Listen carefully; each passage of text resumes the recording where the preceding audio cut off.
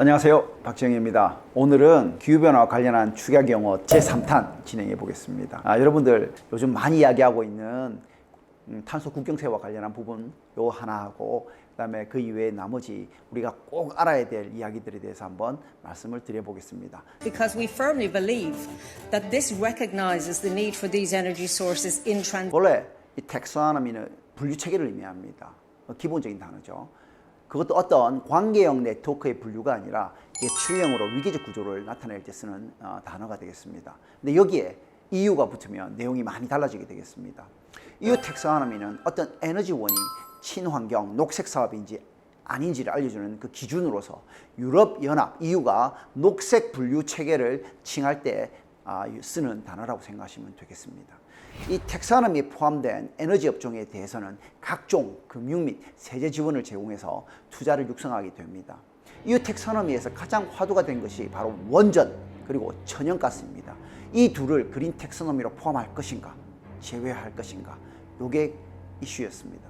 독일과 덴마크 등 7개국은 글래스고에서 원자력을 그린 텍소노미에 포함시키는 것에 대해서 반대를 하는 공동 설명을 발표하기도 했죠. 이에 반응해서 프랑스, 핀란드, 폴란드, 체코 등의 동유럽 8개국은 유럽연합 영내 주요 신문에 일제히 우리 유럽인은 원자력이 필요하다는 공동기고문을 싣기도 했죠. 결국 유럽의회가 이번 올해 2022년 7월 6일에 원자력 발전과 천연가스를 지속 가능한 그린 텍소노미 혹은 EU 텍소노미에 포함시키는 것으로 발표합니다.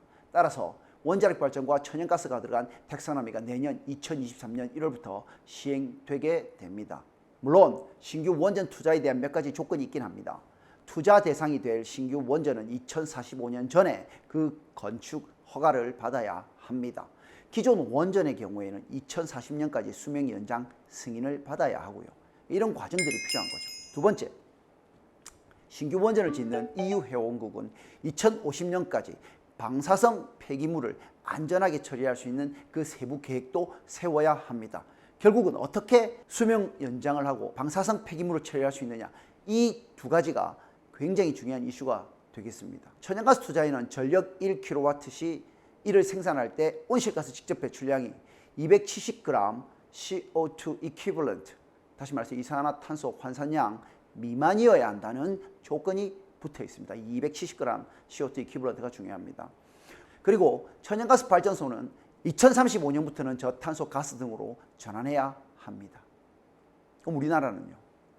우리나라는 2020년부터 한국형 녹색 분류 체계인 K-Taxonomy를 준비하고 있었습니다.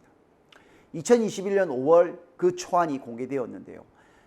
12월 말까지 2022년 12월 말까지 원전을 빼고 태양광, 풍력 등의 재생에너지와 액화 천연가스를 넣은 K-텍소노미를 발표했습니다. 그런데 새로이 윤석열 정부가 들어서게 되면서 탄소중립 목표를 달성하기 위한 원자력 발전을 적극 활용하는 방향으로 전환하였습니다. 그 이유는 저 위에 EU 텍소노미하고도 관련이 있었던 거죠.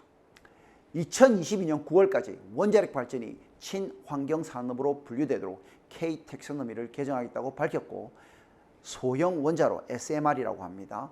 소형 원자로를 중심으로 해서 이에 대한 개편 작업이 현재 이루어지고 있습니다.